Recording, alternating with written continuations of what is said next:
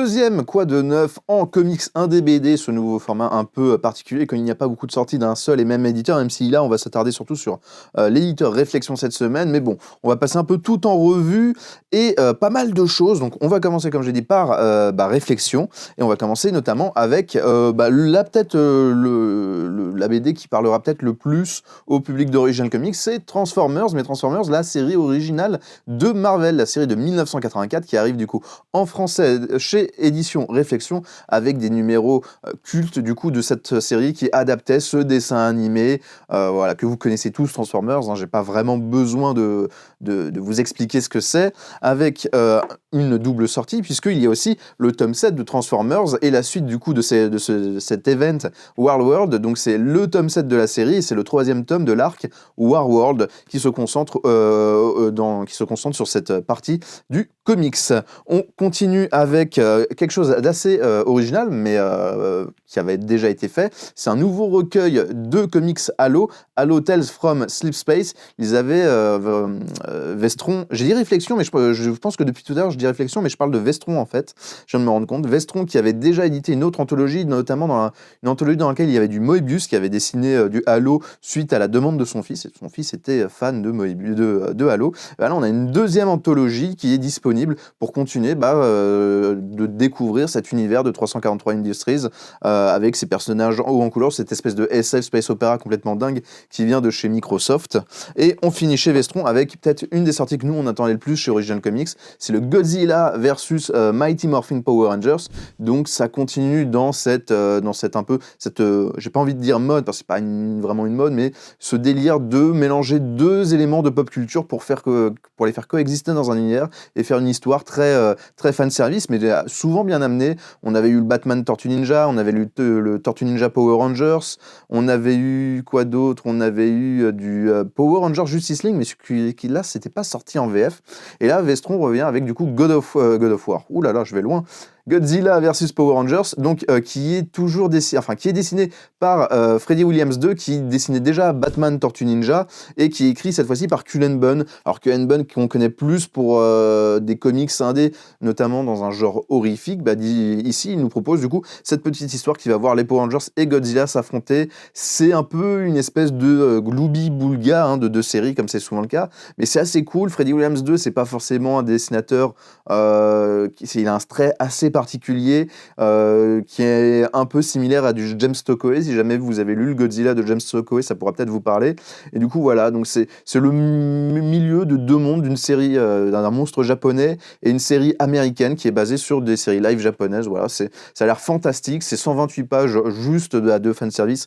Mais si jamais vous êtes enfant des années 80-90, que vous avez grandi avec les Power Rangers et avec le Godzilla de Emmerich, mais surtout le dessin animé qui faisait suite au film de Emmerich, qui était lui assez sympathique, voilà, c'est vraiment fait pour vous. En tout cas, nous, on a hâte de lire ça parce que ça a l'air très sympathique. Cette fois-ci, on passe chez Réflexion pour de vrai avec Judge Dredd, Anderson Division Psy.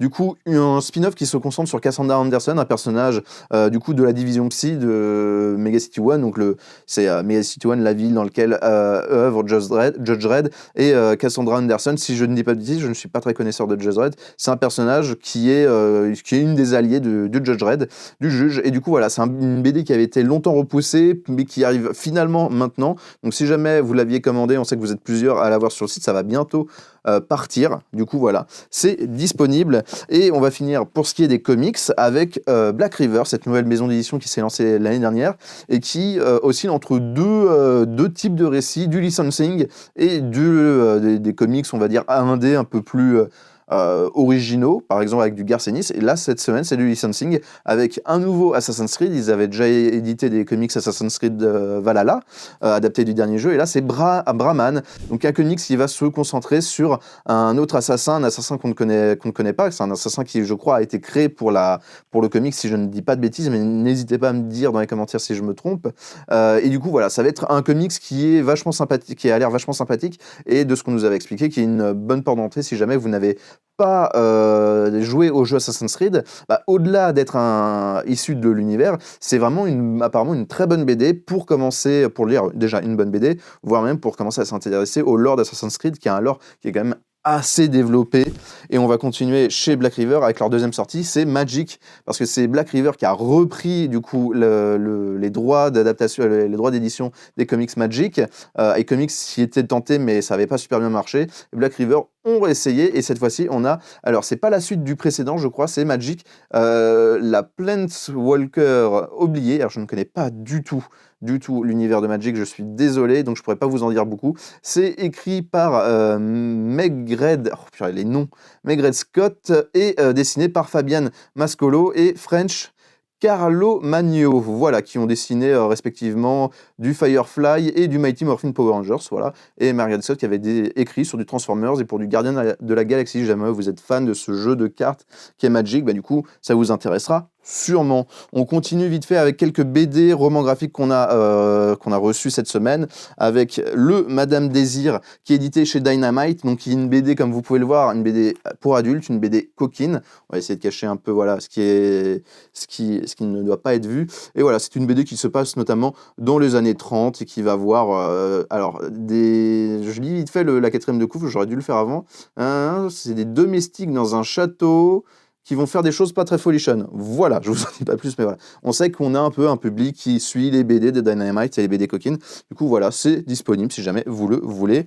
On a une autre BD qui s'appelle Le Sage de l'Atlantide, qui est chez un petit éditeur qui s'appelle Tartamudo, et qui est, alors je ne sais pas si c'est d'après le roman de Chryssia Sylph, voilà, qui, si jamais ça vous parle, donc, comme le titre le laisse présager, c'est quelque chose qui va s'intéresser notamment à cette cité, la cité de l'Atlantide. Voilà. On va continuer avec L'été du vertige, un roman graphique qui vient de sortir chez La Ville Brûlée pour 22 €. Un roman graphique qui est un roman graphique, un récit de vie, un récit tranche de vie, un peu contemplatif, philosophique. Voilà, si jamais ça peut vous parler. Et on va finir avec l'une des BD peut-être les plus intéressantes et les plus folles. C'est une adaptation de la vie de Lovecraft. C'est par Hans Rodionov, Enrique Breccia et Kees Geffen, que vous connaissez peut-être, qui n'est pas étranger au monde du comics.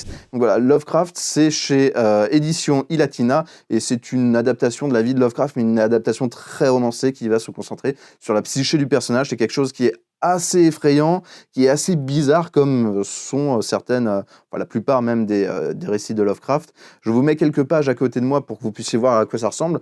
Ça a l'air complètement délirant, et si vous aimez ces récits qui s'intéressent à des auteurs, à des personnages connus, en essayant de questionner vraiment ce qu'ils étaient, ce qu'ils ont laissé à la culture, d'où ils viennent, et surtout ces personnages qui sont psychologiquement des personnages qui ont l'air un peu marginaux, et voilà, ça va sûrement vous plaire.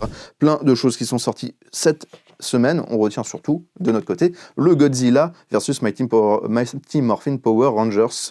Donc voilà, si jamais il y a certaines de ces nouveautés qui vous intéressent, n'hésitez pas à nous le dire en commentaire. En attendant, comme d'habitude, je vous laisse vous abonner, liker les vidéos, activer la cloche et tout ça, et les partager, surtout les vidéos. Et on se retrouve très bientôt pour de prochaines nouveautés.